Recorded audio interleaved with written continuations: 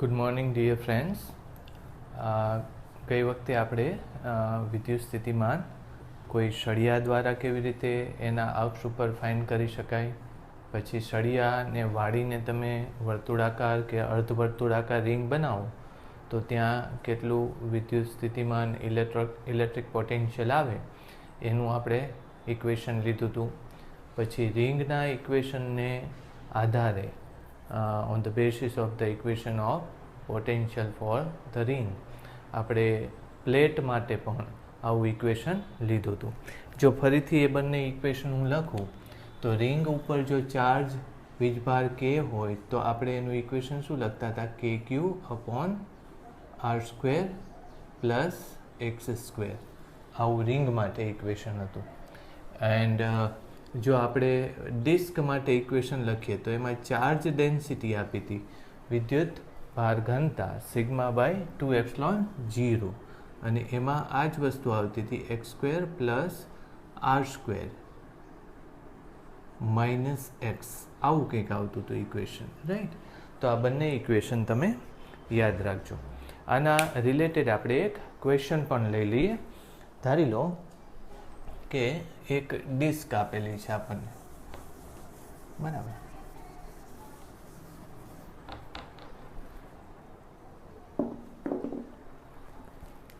આવી રીતનો એક કેસ છે. એક ડિસ્ક આપેલી છે, એની ત્રિજ્યા આપણે ગણશું આર, અને એના અમુક ઊંચાઈએથી આપણે કોઈ એક વિદ્યુત ભારને allowed to fall freely, એટલે કે એને પડવા દઈએ છીએ, બરાબર. આની વિદ્યુતભાર ઘનતા છે સિગ્મા, બરાબર, સિગ્મા કુલમ પર મીટર સ્ક્વેર. તો આપણને એવું કીધું છે કે એચની કિંમત કેટલી આવશે, સો ધેટ કે એ જ્યારે અહીંયા આવે ત્યારે એનો વેગ કેટલો થઈ જાય, 0 થઈ જાય, કે જેથી કરીને ઓન ડિસ્ક વેલોસિટી બીકમ્સ 0, બરાબર. તો આપણે આ વસ્તુ ફાઇન્ડ કરવી છે કે એચ એ કેટલું આવશે જેથી કરીને એની વેલોસિટી ફરીથી પાછી અહીંયા કેટલી થઈ જાય, 0 થઈ જાય. તો આમ તો આ ક્વેશ્ચનમાં બીજું કંઈ છે નહીં. આપણે શું કરવાનું કે ઉર્જા અથવા તો એનર્જીની કમ્પેરિઝન કરવાની. મેં તમને કાર્યવાળું ઇક્વેશન લખાવ્યું છે કે W is equal to delta you, અને એ કદાચ ન લખો તો ડેલ્ટા કે is equal to delta you, પણ આ શું થશે, માઇનસ.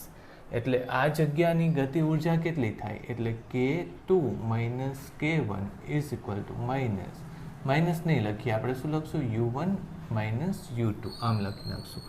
તો અહીંયા જ્યારે પહોંચે છે ત્યારે એનો વેગ 0 છે, એટલે ગતિ ઉર્જા અહીંયા 0 થાય છે. અહીંયાથી રિલીઝ કરીએ છીએ એટલે એની પણ ગતિ ઉર્જા 0 થાય છે. પોટેન્શિયલ સ્થિતિમાન U1 પાસેનું પોટેન્શિયલ, એટલે કે આ સ્થાનનું potential, therefore U1 is equal two U2 થશે. હવે U1 એટલે અહીંની સ્થિતિ ઉર્જા. અહીંની સ્થિતિ ઉર્જા એક તો ગુરુત્વાકર્ષણને લીધે આવશે, એટલે શું લખશો, mgh એવું લખશો, પ્લસ તમને ખબર છે કે સિગ્મા બાય 2ε0, પછી શું લખીએ છીએ, એક્સ સ્ક્વેર, એક્સની જગ્યાએ શું લખશો, h સ્ક્વેર, આની ત્રિજ્યા આર સ્ક્વેર માઇનસ એચ. તો આ શરૂઆતની સ્થિતિ ઉર્જા થઈ. અંતિમ સ્થિતિ ઉર્જા શું થશે, સિગ્મા બાય 2ε0, એચ નથી, 0 થઈ ગયું, હા, એટલે એચ 0 થઈ ગયું છે, આર છે હજુ આર સ્ક્વેર માઇનસ 0, અને ત્યાં કંઈ આપણે ગુરુત્વાકર્ષણને લીધે સ્થિતિ ઉર્જા આવશે નહીં, કારણ કે અહીંથી અહીંનો તફાવત જ ગુરુત્વાકર્ષણનો સ્થિતિ ઉર્જા છે. ઓકે, હવે તમને આ કન્ડિશનમાં એવું આપેલું હોય કે mg બરાબર સિગ્મા બાય 2ε0, અથવા કંઈક બીજું આપેલું હોય mg બરાબર સિગ્મા બાય 4ε0, આવું કંઈક આપેલું હોય. જે ક્વેશ્ચન પૂછાયેલો હતો એમાં સિગ્મા બાય 2ε0 જેવું આપેલું હતું તમને, કે અહીં mg બરાબર સિગ્મા બાય 2ε0 છે. તો એવી ગમે તે કન્ડિશન હોય તો એની વેલ્યુ આપણે લખી શકાય, mgh ઇઝ ઇક્વલ ટુ, આ શું થશે, સિગ્મા બાય 2ε0, પછી અંદર છે આર, પછી આ આમ જતું રહેશે એટલે minus h square plus R square plus H આવું થશે. કરેક્ટ? ઓલરાઈટ. ચાલો mgની વેલ્યુ સિગ્મા બાય 4 એપ્સિલોન 0 લઈ લો, h sigma by 2 epsilon 0, r minus root h square plus R square plus h. તો સિગ્મા બાય એપ્સિલોન 0 કેન્સલ થઈ જશે, આ અહીંયા 2 આવી જશે. therefore h by 2 is equal to r minus h square plus r square plus h. આવું આવશે. Right. તો h ને આમ લઈ જશો તો શું થશે? h by 2 માઇનસ h એટલે માઇનસ h by 2, પછી r ને પણ આમ લઈ જાઓ, minus r is equal to minus h square plus r square આવું થશે. therefore આમાં પ્લસ કરી નાખો અને સ્ક્વેર કરી નાખો એટલે શું થઈ જશે? h square plus r square, પછી આ પ્લસ છે એનો સ્ક્વેર કરશો તો શું થશે? h square by 2 plus h into r, વચ્ચેનો પદ વત્તા r સ્ક્વેર. આમાં મારા ખ્યાલથી સમજ પડી ગઈ હશે તમને. રાઈટ? ઓકે. તો પછી આ કેટલું થશે? h square minus h square by 2 એટલે h સ્ક્વેર બાય 2 એ વધશે, પ્લસ આ r તો નીકળી જશે, minus h r is equal two 0. Right? therefore h square minus h r h square minus 2hr બરાબર 0. આમાંથી h બહાર લઈ લો તો h માઇનસ 2r બરાબર 0. તો કાં તો h બરાબર 0 અથવા h બરાબર 2r. એટલે h બરાબર 0 તો નથી, તો આ કેટલી અંતરેથી એને ફેંકવું પડશે? h બરાબર 2r અંતરેથી ફેંકવું પડશે. ફરીથી હું કહું કે અહીંથી એને રિલીઝ કરીએ છીએ અને અહીંયા ધીમે ધીમે નીચે આવે તો એનો વેગ શું થતો જાય? ઘટતો જાય. શું કામ ઘટતો જાય? કારણ કે આ વીજભારને આને લીધે, તકતીના વીજભારને લીધે અપાકર્ષણ બળ લાગે. તો ઘટતા ઘટતા એક સમય ઉપર તરફનું બળ વધતું જ જાય છે. બરાબર? જ્યારે ગુરુત્વાકર્ષણ બળ કેવું થતું જાય છે? ગુરુત્વાકર્ષણ બળ અચળ રહે છે. તો જ્યારે નીચે આવતું જાય છે ઉપરનું બળ વધતા વધતા એક સમય એવો આવશે કે બે બળો કેવા થઈ જશે? સમાન થઈ જશે, પરિણામી બળ 0 થશે. તો આપણે એ જગ્યા અહીંયા ગોઠવવી છે કે અહીંયા એનો વેગ કેટલો થઈ જવો જોઈએ? 0 થઈ જવો જોઈએ. એનો મતલબ એમ કે અહીંયા બે બળો કેવા થવા જોઈએ? સમાન થવા જોઈએ. પણ બળથી ગણતરી નહીં થાય. શું કામ? કે આ તકતી ઉપર જ્યારે આવે ત્યારે શું થવાનું છે કે એકચ્યુઅલી તો બળ અનંત થઈ જાય. કયું? તકતીનું બળ અનંત થઈ જાય એટલે આપણે ગણતરી કરી શકીએ નહીં. તો સ્થિતિ ઉર્જાનું ધ્યાનમાં રાખવાનું કે h કેટલો જ્યારે ડિસ્ક ઉપર આવતા એનો વેગ 0 થઈ જાય. આપણને ખબર છે કે ગતિ ઉર્જાનો તફાવત બરાબર માઇનસ સ્થિતિ ઉર્જાનો તફાવત. આવી રીતે લખી નાખ્યું. અહીંની ગતિ ઉર્જા અને અહીંની બેયની 0 ગતિ ઉર્જા છે તો બેયની સ્થિતિ ઉર્જા સમાન થવી જોઈએ. હવે અહીંયા ગુરુત્વાકર્ષણને લીધે સ્થિતિ ઉર્જા આવે છે એટલે હું આવી રીતે લખી લઉં. મેં ગઈ વખતે આવું સૂત્ર લખાયું હતું તમને સ્થિતિમાનનું. બરાબર ને? એક મિનિટ, આપણે સ્થિતિ ઉર્જાની વાત કરીએ છીએ એટલે આ mgh તો ખરું, પણ અહીંયા બીજી એક વસ્તુ આવશે. શું? સ્થિતિમાન ઉપરાંત q આવશે. રાઈટ? તો અહીંયા q લખવું પડશે તમારે. તો અહીંયા આપણે શું કરી નાખીએ? q. જ્યાં જ્યાં સિગ્મા આવે છે ત્યાં q લખી નાખીએ આવી રીતે. તો પછી અહીંયા શું લેવું પડશે? mg બરાબર q સિગ્મા લેવું પડશે આપણે. બરાબર? તો અહીંયા હું શું કરી નાખું? q સિગ્મા એટલે q ત્યારે નીકળી જશે, બાકી આમ ને આમ છે બધું. રાઈટ? તો તમને અહીંયા આવી કંઈક કન્ડિશન આપે છે. ઓકે, વાત સમજાણી કે આવી સ્થિતિ કંઈક આપેલી હશે તો તમારે એ કિંમત મૂકી દેવાની mgની જગ્યાએ q સિગ્મા અપોન 4 એપ્સિલોન 0. પછી આવી કંઈક ગણતરી આવશે અને છેલ્લે સૂત્ર તમારે શું આવે? h બરાબર 2r અથવા h બરાબર 0. h બરાબર 0 શું કામ આવ્યું? કારણ કે ત્યાંથી ને ત્યાંથી તમે છોડો તો એનો તો વેગ કંઈ થતો નથી. આપણે કંઈ આમાં એવું નથી કહેતા કે એનો કંઈક વેગ થવો જોઈએ. એટલે ત્યાં મૂકો તો એ સ્થિર જ રહેવાનું છે. ઉપર ક્યાંક મૂકો તો તમારે નીચે આવીને સ્થિર થશે. પણ જો ખૂબ જ નીચેથી છોડશો તો શું થવાનું કે એટલું નીચે આવીને સ્થિર નહીં થાય, બરાબર, કારણ એને પાછળ ધક્કો લાગશે. ખૂબ ઉપરથી છોડશો તો તકતીએ પહોંચતા પહોંચતા વેગ એનો 0 નહીં થયો હોય, કારણ કે ત્યારે વેગ ખૂબ વધારે હશે.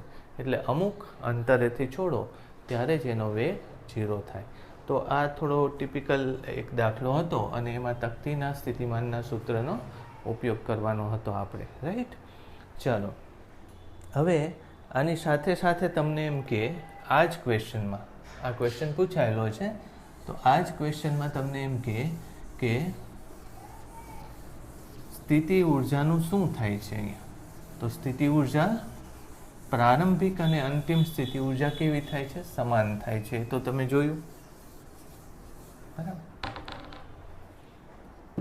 ચલો, હવે એમ કહે છે કે યુ અને એચનો આલેખ દોરો. તો યુ અને એચના આલેખ માટે આમ તો સ્થિતિ ઉર્જા ક્યાંય ઋણ થાય છે તો નહીં. જો તમે ઋણ ક્યાં થશે? ધન અને આકર્ષી બળ હશે તો ઋણ થશે, એટલે સ્થિતિ ઉર્જા ધન થાય છે, એટલે આમ લખ્યું છે. પછી એચ ઋણ થાય છે તો નથી થતો, કારણ કે આ એચમાં ઘટી ઘટીને 0, પણ નીચે નથી થતું, એટલે મેં આ ફર્સ્ટ ક્વોડ્રન્ટ એટલે કે પહેલું ચરણ લીધું. તમને ખબર છે કે પહેલા સ્થાન અને છેલ્લા સ્થાનની સ્થિતિ ઉર્જા કેવી થાય છે? સરખી થાય છે. આપણે કમ્પેર કર્યું ને હમણાં, U1 બરાબર U2. તો ધારી લો કે એ સ્થિતિ ઉર્જા આટલી છે, એટલે એચ 0 હોય ત્યારની સ્થિતિ ઉર્જા અને એચની કિંમત મેક્સિમમ હોય ત્યારની સ્થિતિ ઉર્જા આટલી છે.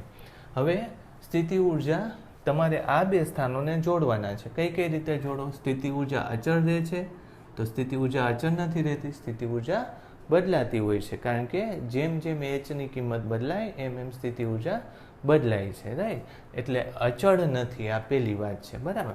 તો પછી સ્થિતિ ઉર્જા વધે છે તો તમે જુઓ જોઈશ equation σ/2ε0 h² plus r² minus h. આ સૂત્રમાં એચની મહત્તમ કિંમત કરતાં જો ઓછી કિંમત મૂકો, એટલે અહીંયા અને અહીંયા, તો આપોઆપ શું થાય છે? સ્થિતિ ઉર્જા ઘટી જશે. જુઓ તમે, અહીંયા એચની ઓછી કિંમત આવશે, અહીંયા એચની ઓછી કિંમત આવશે, અહીંયા એચની કિંમતનો વર્ગ છે, એમાંથી એચની કિંમત બાદ થાય છે. એચની કિંમત પાછી ઋણ તો છે નહીં. જો એચની કિંમત ઋણ હોય તો આ કિંમત આનાથી વધે. એચની કિંમત ઋણ તો છે નહીં, એટલે તમે શું કહેશો? સ્થિતિ ઉર્જા ઘટે છે. તો ઘટીને ટૂંકમાં આમ ઘટતી હશે તો પછી શું થતું હશે? એકવાર એને વધવું પડશે, એટલે આમ જશે સ્થિતિ ઉર્જા, રાઈટ. ઓકે, હવે બીજી વાત કરી શકાય કે આ પરવલય દોરાય કે કોઈ અલગ ટાઈપનો કર્વ દોરાય. તો તમે જુઓ તો આમાં સ્થિતિ ઉર્જાની કિંમત એચની સાપેક્ષે લેવી છે, બરાબર.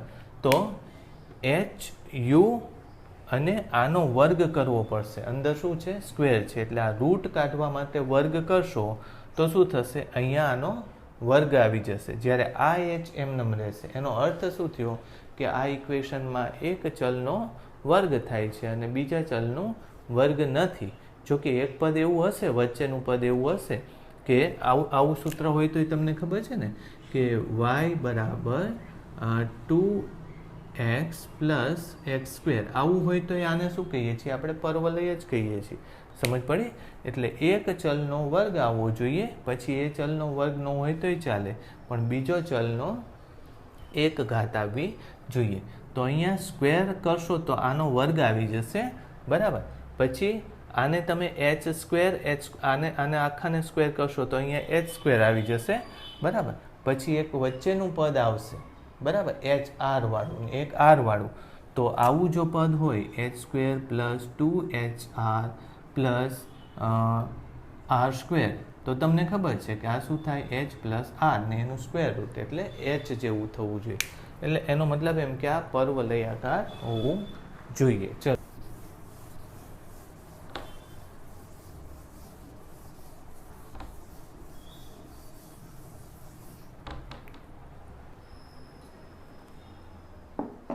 ઓકે.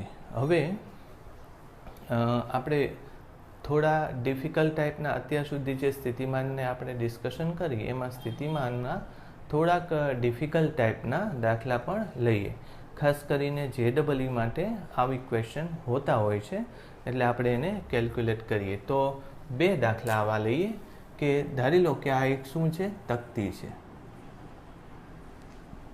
એની ઘનતા કેટલી છે, સિગ્મા કુલમ પર મીટર સ્ક્વેર. અને આ તકતીના આ બિંદુ ઉપર સ્થિતિમાન શોધવાનું કીધું છે. આની ત્રિજ્યા કેટલી લઈ લો તમે, r લઈ લો. બરાબર. એટલે આ શું છે, તકતી છે. તકતીના કોઈ પણ એક પરિઘ અથવા તો ત્રિજ્યા પેરીફેરલ એટલે કે પરિમિતિ ઉપરના બિંદુ પાસે સ્થિતિમાન લેવું છે. એટલે મેં તમને કહ્યું કે આ દાખલા ખાસ તો કોની માટે અગત્યના છે, JEE માટે અગત્યના છે. નીટના સ્ટુડન્ટને બહુ આમ વાંધો નહીં આવે. મેથેમેટિક્સ જેમાં ઉપયોગ કરું છું થોડું ડિફિકલ્ટ છે, જો કદાચ તમે ન કરો તો એટલી મુશ્કેલી આવશે નહીં. એટલે આ સ્પેશિયલી કોની માટે આપણે કરીએ છીએ, JEE માટે કરીએ છીએ. તો આની ટ્રીટમેન્ટ શું લેવી જોઈએ, તમે જોવું જોઈએ કે અહીંથી આની ઉપર સતત વીજભાર મૂકેલો છે. આ પરિમિતિ ઉપર સ્થિતિમાન કેટલું આવે એ આપણે ચેક કરવું હોય તો આપણને ખબર છે કે અંતરો જુદા જુદા વીજભારના બદલાય છે. પાછા એ ભાગ પણ બદલાય છે. અહીંયા ભાગ નાનો છે, અહીંયા ભાગ મોટો છે. એટલે એક અંતર આપણે ધારી લઈએ. કેટલું અંતર ધારીએ, આટલું. બરાબર. તો એટલા જ અંતરે રહેલા તમામ બિંદુઓ આપણે લેવાના છે. એટલે હું અત્યારે આમ ચાપ લેવો પડશે મારે. બરાબર. આવો એક ભાગ લેવો પડશે. સમજાણું મારે? કે જેથી સમાન અંતરે આવેલા બિંદુઓનો એક હું પટ્ટો આવી રીતે ધારી શકું. રાઈટ. હું આને અત્યારે શું કહી દઉં, આને ધારી લઉં કે L કહી દઈએ અત્યારે. આ ખૂણાને θ કહી દઈએ અને આને અત્યારે R કહી દઈએ. રાઈટ. જો આખો એ રિંગ નથી, યાદ રાખજો. શું છે, ડિસ્ક ઉપર તકતી ઉપર મેં આવી પટ્ટી બનાવી છે. તો પટ્ટી નાની છે. બરાબર. આખી પટ્ટી નથી, રિંગ આખી નથી, આ ત્રિપરિમાણ નથી. હું અહીંયા સ્પષ્ટ લખું છું કે ગોળો નથી. ગોળાવાળું કરશું. ચાલો એક કામ કરશું, આપણે ગોળાવાળું આમાં સાથે કરી નાખશું. એનાથી વધારે ડિફિકલ્ટ છે તો ગોળાવાળું પણ અહીંયા કરી નાખશું. તો વિદ્યુતભાર ક્યાં આપણે વિચારશું, અહીંયા વિદ્યુતભાર વિચારશું. એના લીધે અહીંયા વિદ્યુત સ્થિતિમાન કેટલું આવે તો એને આપણે આમ લખ્યું હતું ને કે તમને યાદ હોય તો અર્ધવર્તુળાકાર રિંગ માટે કેટલું લખ્યું હતું, KQ/R. આખી રિંગ માટે કેટલું લખ્યું હતું, KQ/R. જો રિંગ નાનકડી એવી હોય તો પણ KQ/R જ થશે. બરાબર. જો આવું મેં લીધું હતું કે KQ/R આમાં થતું હતું, આમાંય KQ/R થતું હતું. અને જો રિંગ આવી હોય અને આની ઉપર વીજભાર Q હોય તો પણ એના કેન્દ્ર ઉપર કેટલું થાય, KQ/R થાય. એટલે અહીંયા K પછી Q નહીં લખવું, એની જગ્યાએ શું લખીશ, DQ લખીશ. અને અંતર કેટલું છે એનાથી, બરાબર, એના કેન્દ્ર આનું આપણે લેવાનું છે. જે જો આમ થશે, આ જો લઈએ તો રિંગ નાની, પછી આ મોટી, પછી આ એનાથી મોટી. એટલે આમ થતું જશે પણ કેન્દ્ર તો ત્યાં જ રહેશે. એટલે આ એની શું થવાની છે, ત્રિજ્યા થવાની છે. અહીંથી તમામ અંતરો કેવા છે, સમાન. એવું જ મેં પટ્ટી લીધેલી છે. રાઈટ. ઓકે. KQ/R લખીશ. આ ઇક્વેશન 1. ચાલો હવે Q લેવું હોય તો મારે શું, DQ લેવું હોય, આને આપણે શું કહેશું, DV કહેશું. એને V નહીં કહીએ કારણ કે પટ્ટીને લીધે વિદ્યુત સ્થિતિમાન મળે છે. તો DQ બરાબર સિગ્મા વીજભાર ઘનતા ગુણ્યા એનું ક્ષેત્રફળ, એટલે dA લખશું, પટ્ટીનું ક્ષેત્રફળ.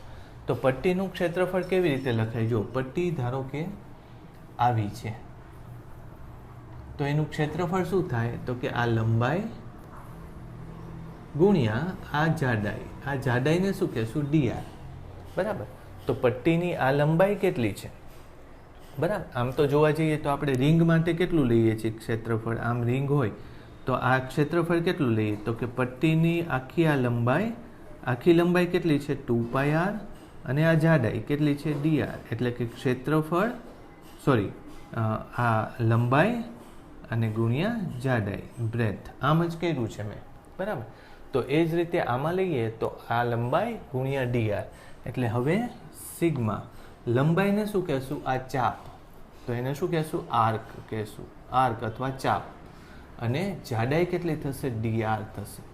ચાલો હવે આર્ક કેટલો થશે? આર્ક એટલે કેવી રીતે લખાય?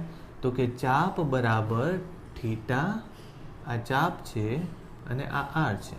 તો ચાપ બરાબર શું થશે જોવું જોઈએ, થીટા બરાબર ચાપ ભાગ્યા આર. તો ચાપ બરાબર આર ગુણ્યા થીટા. એટલે હવે હું જો લખું આર્ક, તો આ ચાપ બરાબર શું થવાનું, આર ગુણ્યા થીટા. થીટા એટલે આખો લેવો પડશે, આટલો જ થીટા છે.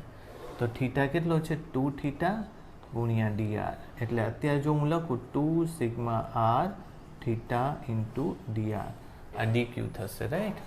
તો dv બરાબર k, પછી q ની જગ્યાએ શું લખશો, 2 sigma R theta into dr by R. એટલે આર આર કેન્સલ થઈ જશે, રાઈટ. તો 2k સિગ્મા પછી સંકલન થીટા ગુણ્યા dr, આમ લખવું પડશે, રાઈટ. ઓકે, હવે આ એક વસ્તુ થઈ. હવે આરને આપણે કેલ્ક્યુલેટ કરવું પડે. હવે જુઓ તો હું આમ લઈ લઉં તો તમને ખબર છે કે આ હંમેશા 90 થાય છે. આ ખૂણો કેવો થશે, 90. આ નીચેની લંબાઈ કેટલી છે, 2r. આને મેં શું કીધું, l. ઓકે, તો આને જો મેં થીટા કીધું હોય તો તમે શું લખશો, l બરાબર 2r થીટા, બરાબર. એટલે આને આપણે સ્મોલ આર કહીએ છીએ. આ શું છે, સ્મોલ આર. તો આ પણ કેટલું થવાનું, સ્મોલ આર. જો આ બધી ત્રિજ્યાઓ કેવી છે, આ બધા જ અંતરો આર જેટલા છે. એટલે આ મેં એલ લીધું છે, પણ એલની જગ્યાએ શું કરી નાખો, આર કહો, કારણ કે આ બધા જ આર છે.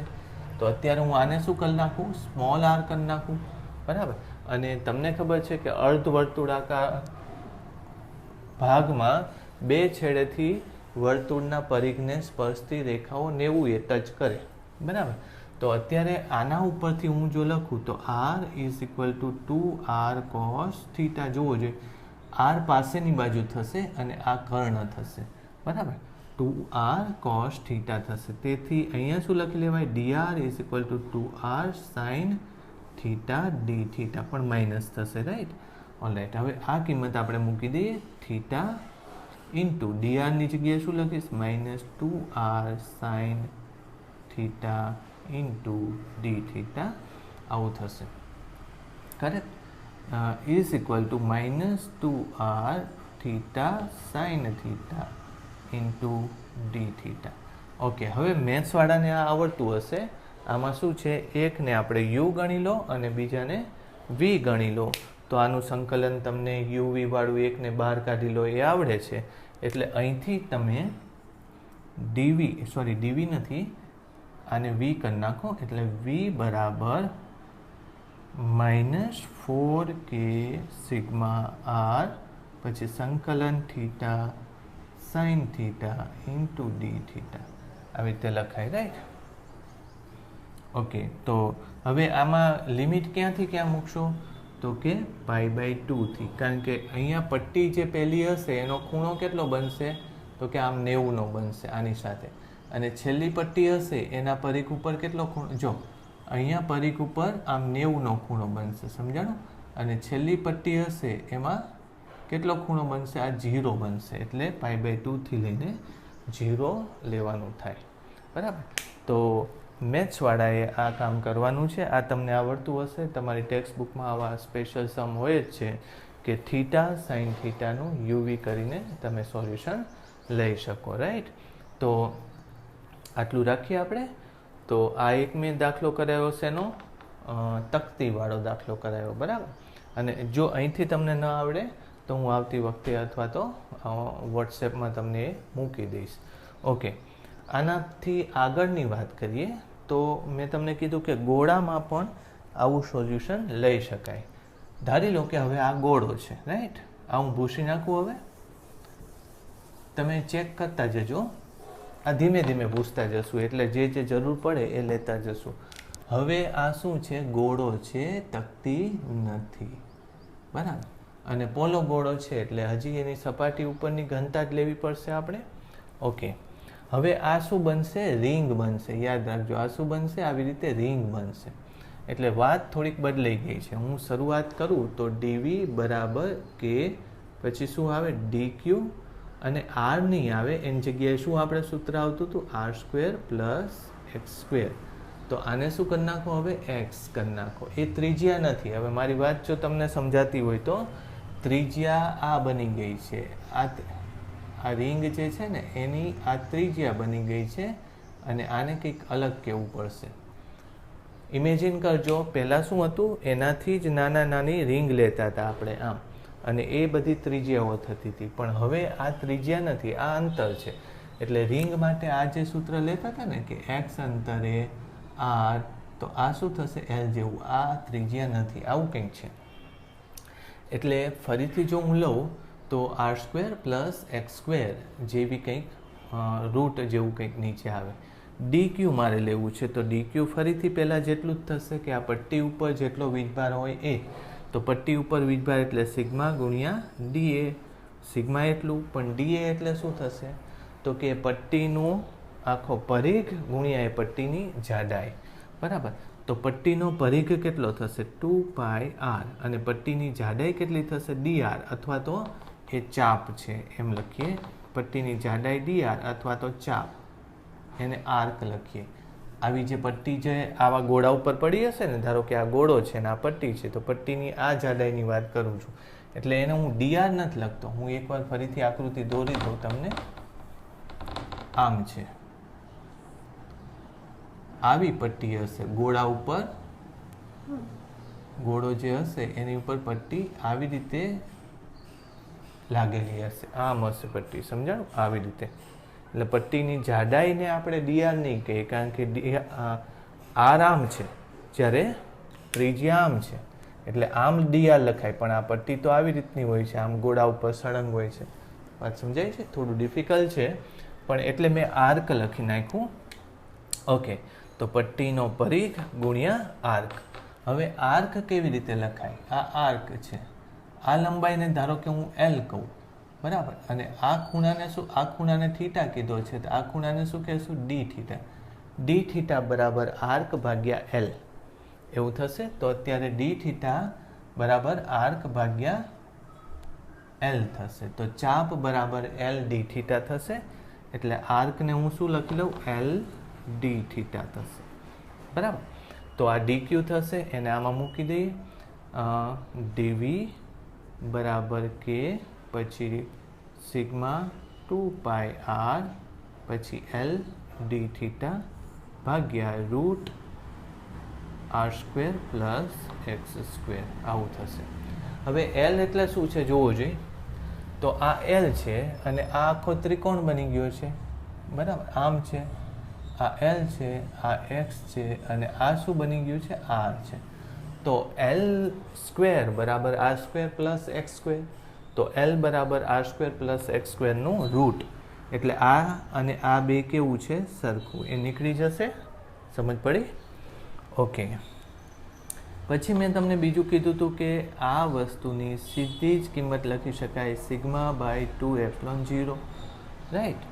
હવે ઉપર શું વધે છે r dθ અને ભાગ્યા તો કંઈ નથી, બરાબર. એટલે આવું વધ્યું. કરેક્ટ. ચાલો હવે એનું સંકલન લેવું છે.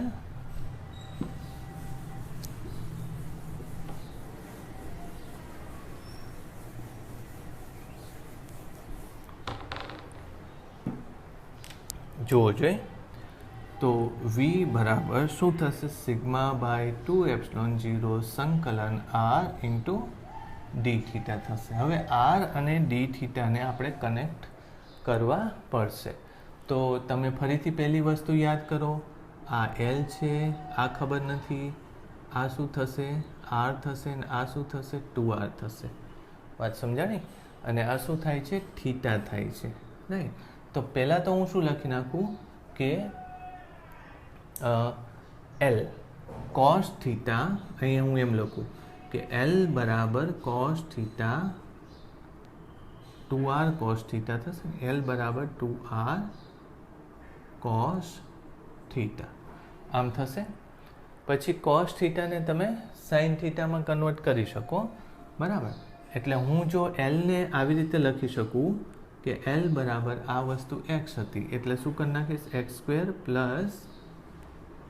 r² is equal to 2r cos theta થાય, રાઈટ. હવે ટેન થીટાના ફોર્મમાં કંઈક લખી શકાય. શું લખાશે જોવું જોઈએ? ટેન થીટા બરાબર આરના છેદમાં એક્સ. તો અત્યારે જો હું એક્સની વેલ્યુ લખું તો એક્સ આમ તો છે ને સોલ્વ કરવા માટે થોડુંક સેક થીટાના ફોર્મમાં લખી નાખો, બરાબર.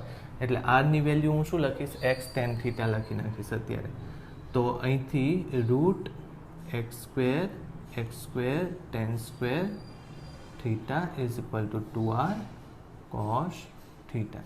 પાછું આપણે આરમાં તો જવું જ પડશે, એટલે અહીંયા એક્સ નીકળી ગયો, અંદર વધે ટેન સ્ક્વેર પ્લસ 1, એટલે આને શું લખાય? Sec theta is equal to 2r cos theta. Therefore X is equal to 2r, નીચે સેક જશે એટલે ઉપર શું થઈ જશે? cos સ્ક્વેર થીટા થશે. આ સમજ પડી? cos સ્ક્વેર થીટા થશે. ઓકે, હવે એક્સ તમને મળી ગયું તો તમે આર બરાબર એક્સ ટેન થીટા લખો છો. તો એક્સની વેલ્યુ મૂકી દો 2r, પછી શું લખો? cos સ્ક્વેર થીટા, અને ટેન થીટા એટલે સાઇન થીટા ભાગ્યા cos થીટા. તો cos થીટા એક નીકળી ગયો, એટલે આર બરાબર શું લખાશે? 2 સાઇન થીટા cos થીટા, એટલે શું લખાય? Sine 2 theta. ખબર પડી? આરની વેલ્યુ શું આવશે? Sine 2 theta. Clear? Okay.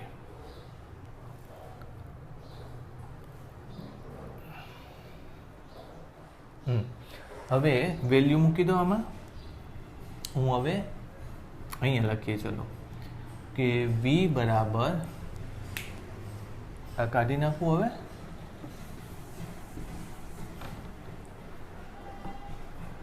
Check કરજો. આ દાખલો અત્યારે આપણે જાતે કર્યો છે, જાતે બનાવ્યો છે, એટલે કંઈ ભૂલ હોય તો ચેક કરી લેજો. 2 નીકળી ગયું, એટલે આની જગ્યાએ હું શું લખીશ? R sine 2 theta into D theta sigma R 2 epsilon 0 sine 2 થીટાનું શું થશે? Minus cos 2 theta by 2. Limit પહેલાં જેમ જ લાગશે, પાઈ બાય 2 થી લઈને 0, right. Sigma R by 4 epsilon 0 કરી નાખો પહેલાં તો. હવે એમાં 0 મૂકશો, કોસ 0 મૂકશો તો 1, પણ અહીંયા માઇનસ નિશાની છે એટલે -1, બરાબર. અને પછી પાઈ બાય 2 આવશે, એટલે પાઈ બાય 2 એટલે પાઈ આવશે, માઇનસ માઇનસ શું થશે? પ્લસ, બરાબર. માઇનસ માઇનસ પ્લસ, અને કોસ પાઈ એટલે કેટલું થશે? પાછું -1 થશે. જો આમ છે, minus cos 0 minus cos pi, બરાબર. Minus minus plus cos pi is equal to sigma by 4 epsilon 0, આ થશે -1, આ થશે -1, સિગ્મા આર બાય 2 એપ્સિલોન 0 જેવું કંઈક એમાં આવવું જોઈએ, રાઈટ. ફરીથી એકવાર કહીએ, આ બે દાખલા મેં તમને ખૂબ જ લાંબા અને થોડા ડિફિકલ્ટ ટાઈપના હતા એ લીધા. ફરીથી એકવાર કહીએ તો આ જગ્યાએ ગોળાના પરિઘ ઉપર તમારે શું શોધવું છે? વિદ્યુત સ્થિતિમાન શોધવું છે, બરાબર. તો એ વિદ્યુત સ્થિતિમાન ગોળાના પરિઘ ઉપર કેટલું આવ્યું? સિગ્માના છેદમાં 2 એપ્સિલોન 0. હવે એક વસ્તુ બીજી લઈ લો. ધારી લો કે વીજભાર કેટલો છે? Q, બરાબર. ટોટલ વીજભાર કેટલો છે? Q. તો Q વીજભાર 4πr² ઉપર મૂકેલો છે. તો એકમ ક્ષેત્રફળ ઉપર કેટલો વીજભાર મૂકેલો છે એ જુઓ. તો એને આપણે શું કહીએ છીએ? સિગ્મા કહીએ છીએ. સિગ્મા ઇઝ ઇક્વલ ટુ Qના છેદમાં 4πr² થશે, બરાબર. સિગ્મા ઇઝ ઇક્વલ ટુ Qના છેદમાં 4πr² થશે. જો તમે સ્થિતિમાનની વેલ્યુ આમાં મૂકી દો કે આરના છેદમાં 2 એપ્સિલોન 0, તો સિગ્મા બરાબર Qના છેદમાં 4π અને r² આટલું થાય, રાઈટ. તો ફરીથી જોઈએ તો આર શું થઈ જશે, નીકળી જશે, બરાબર, ઇઝ ઇક્વલ ટુ 1/4πε0 એટલે કે ક્યુ ના છેદમાં શું આવ્યું, આર આવ્યું. ઓકે, તો જો આપણે જોઈએ કે મને છેલ્લું સૂત્ર શું મળ્યું, વી બરાબર સિગ્મા આર અપોન 2ε0 મેં એ સૂત્ર લીધું. પણ જો હું આખા ગોળા ઉપરનો વીજભાર ક્યુ ગણી નાખું તો ક્યુ બરાબર શું લખાય છે, 4π ક્યુ વીજભાર 4πr² સપાટી ઉપર મૂક્યો છે મેં. તો એકમ સપાટી ઉપર કેટલો વીજભાર આવે, ક્યુના છેદમાં 4πr². એને આપણે શું કહીએ છીએ, વીજભાર ઘનતા કહીએ છીએ. જો હું આ સૂત્રમાં સિગ્માની કિંમત મૂકી દઉં, ક્યુના છેદમાં 4πr² મૂકી દઉં, આર અપોન 2ε0 મૂકું, તો મને સૂત્ર મળે છે કે ક્યુના છેદમાં આર. કોનું સ્થિતિમાન, ગોળા ઉપરનું સ્થિતિમાન. હવે જો તમે વિચાર કરો તો તમે સેકન્ડ ચેપ્ટરમાં એવું ભણેલા હોય કે જો ગોળા ઉપર કેપિટલ ક્યુ જેટલો વીજભાર મૂકેલો હોય તો ગોળાની સપાટી ઉપરનું વિદ્યુત સ્થિતિમાન કે ક્યુના છેદમાં આર હોય છે, કે ક્યુના છેદમાં 2r નથી હોતું, બરાબર.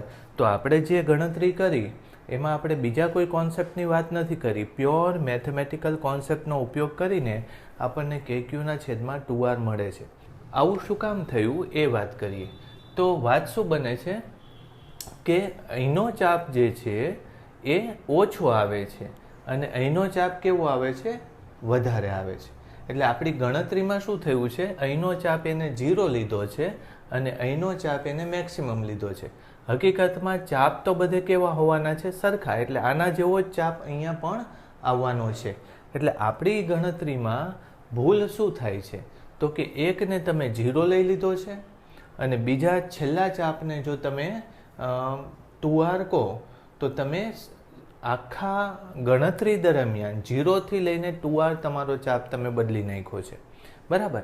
તો સરેરાશ શું, આમ તો બદલાય છે પણ સરેરાશ શું ચાપ લીધો, 0 વત્તા 2r ભાગ્યા 2 એવો લીધો. એટલે મૂળ ચાપ કરતાં તમારી ગણતરીમાં આવેલો ચાપ કેટલો છે, અડધો છે, યાદ રાખજો. ફરીથી હું કહું કે અહીંયા તમે ચાપ કેટલો લીધો, 0, કારણ કે એલની દિશામાં જ છે. અહીંયા એલની દિશામાં આમ જ ચાપ છે, પછી ચાપ આમ થતા જાય છે. તો ચાપ અહીંયા મેક્સિમમ લીધો અને અહીંયા 0 લીધો. એટલે 0થી લઈને મહત્તમ ચાપ સુધી તમે ચાપ બદલ્યા છે, પણ હકીકતમાં તો ચાપ કેટલો છે, બધી જગ્યાએ સરખો જ છે. તો આ જો ભૂલ પકડાઈ જાય તો તમને ખબર પડી કે તમે સરેરાશ ચાપ કેટલો લીધો, 0 વત્તા મહત્તમ ભાગ્યા 2. એટલે મહત્તમ જે ચાપ છે એના ભાગ્યા 2 ચાપ તમે લીધો. મહત્તમ એ સાચી કિંમત છે પણ તમે એના કરતાં અડધો ચાપ લીધો છે. એટલે સુધારો શું કરવો પડે, તમારે અહીંયા હજુ બમણો આ જે ચાપ છે L × d થીટા છે એ ચાપને ડબલ કરી નાખવો પડશે. એટલે તમે ચાપ કેટલો લીધો, 2πr × LD થીટા એવું લીધું ને. LD થીટા નહીં લેવું પડે, કેટલો એનો ડબલ કરવો પડશે. જો ડબલ કરશો તો અહીંયા શું આવી જશે, 4π આવી જશે. 4π આવે તો અહીંયા શું આવી જશે, એપ્સિલોન આવી જશે. પછી જ્યાં જ્યાં તમે 2 લખ્યું છે એની જગ્યાએ તમારે, એટલે એપ્સિલોન લખેલું છે એની જગ્યાએ તમારે 2 કાઢી નાખવો પડશે, આમ આવશે, રાઈટ. ઓકે, હવે અહીંયા 4 બનતું હતું તો અહીંયા ટોટલ શું થશે, 2 બનશે, બરાબર. પછી અહીંયા 2 બનશે, ઉપર 2 નીચે 2 કેન્સલ થઈ જશે. એટલે શું આવ્યું, સિગ્માના છેદમાં સિગ્મા આર અપોન એપ્સિલોન 0 આવ્યું. સિગ્માની વેલ્યુ તમે ક્યુના છેદમાં 4πε0 મૂકો, આ 2 કાઢી નાખો તો જવાબ આવી ગયો.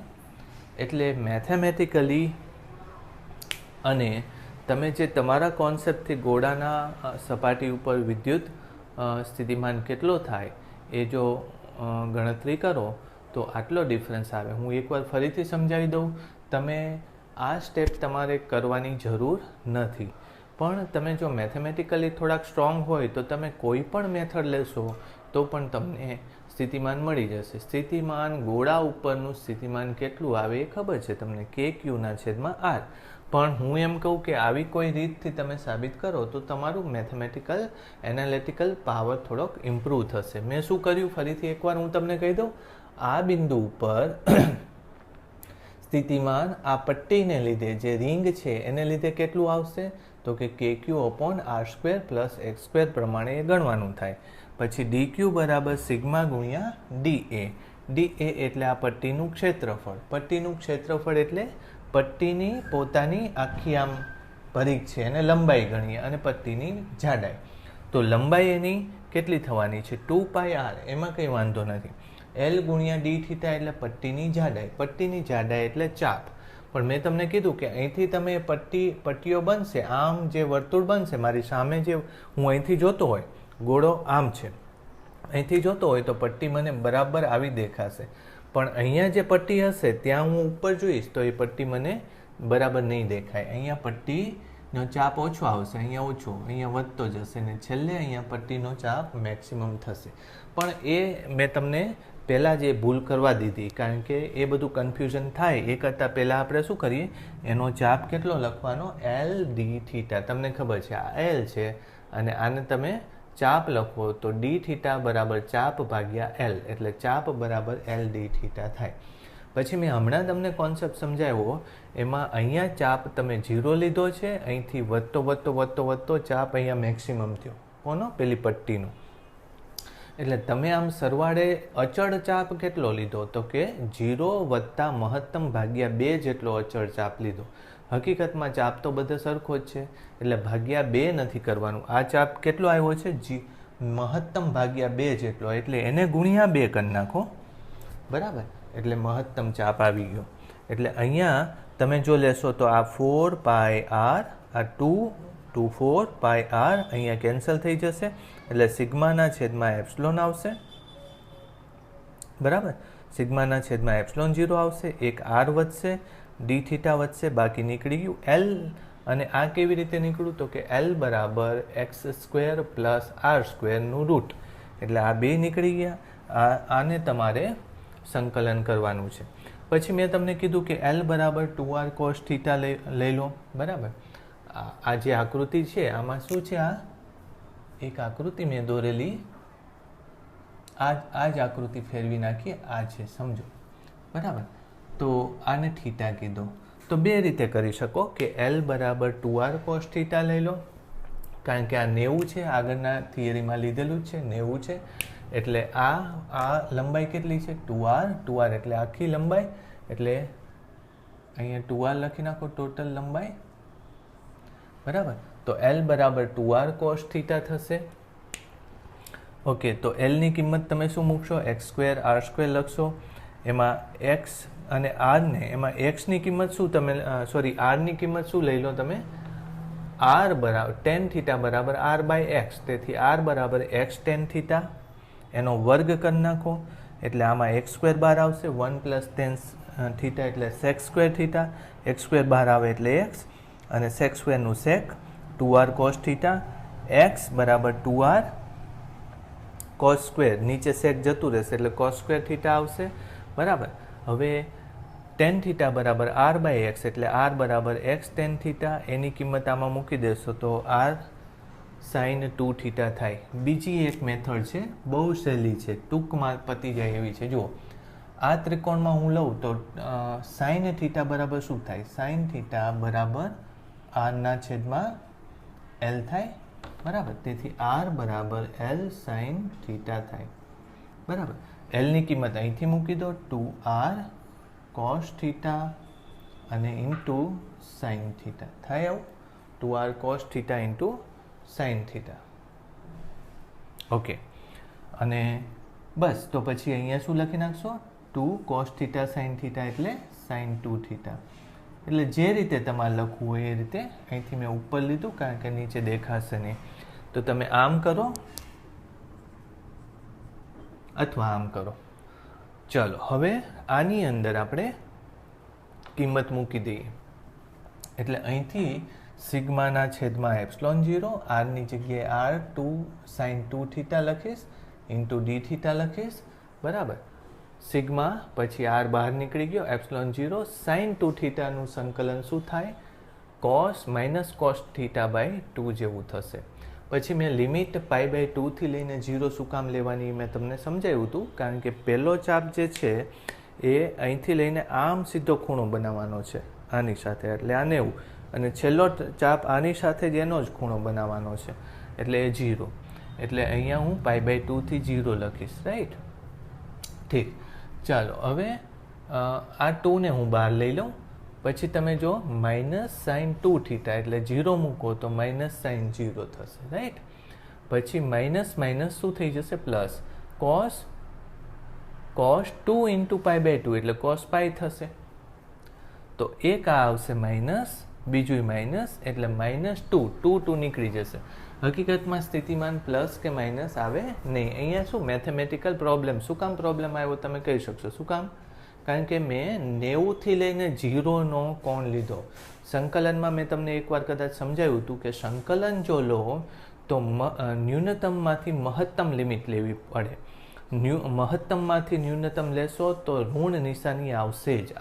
આ કોન્સેપ્ટનો ભૂલ નથી, ફિઝિક્સની ભૂલ નથી, પણ ગણિતનો પેલો છે, બરાબર, ગણિતનો નિયમ છે, એટલે આવું થશે. એટલે મેં અહીંયા π/2 થી 0 લીધું છે, એમ કરતાં મેં 0 થી π/2 લીધું હોત, અહીંથી આ બાજુ લીધું હોત તો આપોઆપ પ્લસ આવી જાત, રાઈટ. એટલે તો પછી આ માઇનસ લેવાની ન આવે. એટલે હું અહીં અત્યારે માઇનસ અવગણી નાખું છું. જવાબ શું આવ્યો? સિગ્માના છેદમાં ε0. આ તમારો છેલ્લો જવાબ આવ્યો, સિગ્માના છેદમાં ε0. હવે તમને એમ થાય કે આવું તો સૂત્ર આપણે જાણીએ છીએ, સાચું છે ખોટું છે, તો પછી શું કહેવાય? તમને કેપિટલ Q જેટલો વીજભાર ગોળાના આખા ક્ષેત્રફળ દીઠ મૂકો છો તો એકમ ક્ષેત્રફળ દીઠ મૂકેલો વીજભાર Qના છેદમાં 4πr² થાય. તો સિગ્માની વેલ્યુ આમાં મૂકી દો અને r/ε0 એમનેમ રાખો. Qના છેદમાં 4πr² મૂકી દો, કે Qના છેદમાં r, એ જ જવાબ આવી જાય. તો પછી આટલો સેશન ભલે આપણે થોડો સમય લીધો, પણ તમે આના ઉપરથી તમને એક વસ્તુ ખૂબ સરસ જાણવા મળી. એ કઈ વસ્તુ જાણવા મળી? કે કોઈ પણ રીતે મેથેમેટિકલી કે ફિઝિક્સના કોન્સેપ્ટના રીતે તમે સ્થિતિમાન લેવા જાઓ તો એ સ્થિતિમાન સરખો જ આવશે. આ તો જો કે કોઈ જગ્યાએ સોલ્વ કરેલું જ નહીં હોય. શું કામ નહીં હોય? કારણ કે આપણે વાતમાંથી આ વસ્તુ તરફ આવ્યા હતા કે પેલી તકતી માટે લેતા હતા, પછી મેં કીધું તકતી અને ગોળાનો કેસ જુદો છે, રાઈટ. અને પછી ગોળા માટે લેશું, એમ આપણે આ વાત ચલાવીને ગોળા માટે પણ આવી ગયો જવાબ. એટલે આ તમે પ્રૂફ લખવાની જરૂર નથી, કાં તો લેવાની. પણ જો તમને ગમે તો આ મેથેમેટિકલ ટ્રિક્સથી કેવી રીતે સોલ્વ કરી શકાય એની આપણે વાત કરીએ. એટલે બંને દાખલાઓ થોડા અઘરા છે, તો આટલું તમે કરી નાખો. નેક્સ્ટ ટાઈમ આપણે આનાથી વધારે ડિટેલમાં થિયરી અને એના દાખલાઓ લેશું, રાઈટ.